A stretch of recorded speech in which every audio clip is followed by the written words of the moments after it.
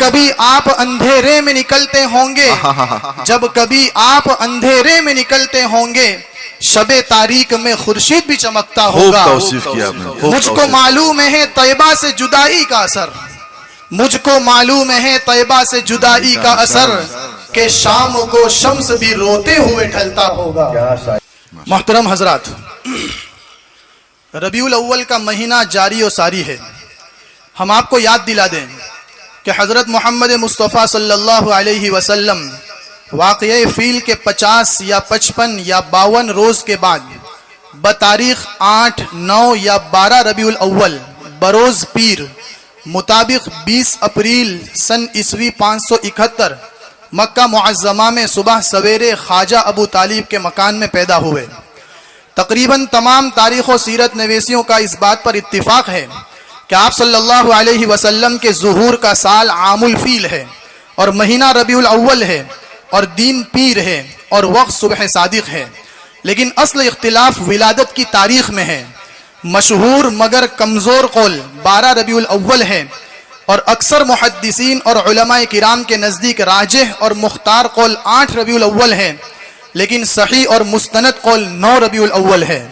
لہذا اسی قول کو ابن حزم، ابن قیم، ابن حجر عسقلانی، شیخ بدر الدین عینی، ابن تیمیہ، ابن دحیہ ابو الخطاب، محمد ابن موسیٰ الحمیدی، یونس ابن یزید، محمد ابن موسیٰ خارزمی نے اختیار کیا ہے. پھر حضرت سرور کائنات فخر موجودات تاجدار مدینہ محمد عربی صلی اللہ علیہ وسلم نے توحید کی بنیاد کو مضبوط و مستحکم کر کے تبلیغ و رسالت کی ذمہ داریوں کو علی وجہ الکمال انجام دے کر اپنے آخری مرض میں 13 روز بیمار رہ کر داعی اجل کو لبیک کہا.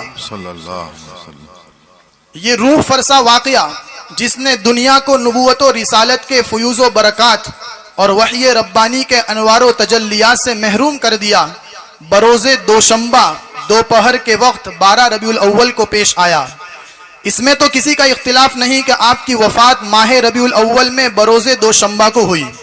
اختلاف 2 امر میں ہے، ایک یہ کہ کس وقت وفات ہوئی، دوسرا اس باب میں کہ ربیع الاول کی کون سی تاریخ تھی. مغازی ابن اسحاق میں ہے کہ چاشت کے وقت آپ کا وصال ہوا، اور مغازی موسیٰ ابن عقبہ میں زہری اور عروہ ابن زبیر سے مروی ہے کہ زوال کے وقت وصال ہوا. یہی روایت زیادہ صحیح ہے، اور یہ اختلاف معمولی اختلاف ہے کہ چاشت اور زوال میں زیادہ فصل نہیں. البتہ تاریخ وفات میں اختلاف شدید ہے. امام السیر ابن اسحاق اور جمہور کا قول یہ ہے کہ اس روز ربیع الاول کی 12 تاریخ تھی، لیکن اس قول پر حساب کی روح سے ایک اشکال و اعتراض ہے.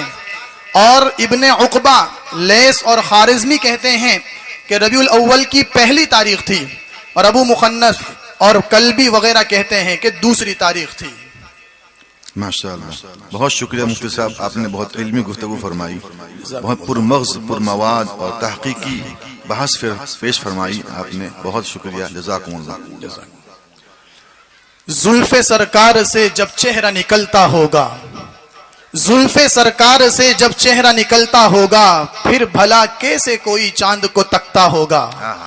اے حلیمہ تو بتا تو نے تو دیکھا ہوگا، سبحان اللہ. اے حلیمہ تو بتا تو نے تو دیکھا ہوگا، کیسے تجھ سے میرا محبوب لپٹتا ہوگا. قابل رشک ہے صدیق وہ تیرا آنسو، قابل رشک ہے صدیق وہ تیرا آنسو، غار میں آپ کے رخ پر جو ٹپکتا ہوگا. کتنی خوش بخت ہیں وہ گلیاں یارو، کتنی خوش بخت ہیں وہ گلیاں یارو، جن میں بن ٹھن کے میرا محبوب نکلتا ہوگا. جب کبھی آپ اندھیرے میں نکلتے ہوں گے، جب کبھی آپ اندھیرے میں نکلتے ہوں گے شب تاریک میں خورشید بھی چمکتا ہوگا. مجھ کو معلوم ہے طیبہ سے جدائی کا اثر، مجھ کو معلوم ہے طیبہ سے جدائی کا اثر کہ شام کو شمس بھی روتے ہوئے ڈھلتا ہوگا. کیا شاعری ہے بھائی، کیا کہنا ہے، ماشاءاللہ مزہ آ گیا.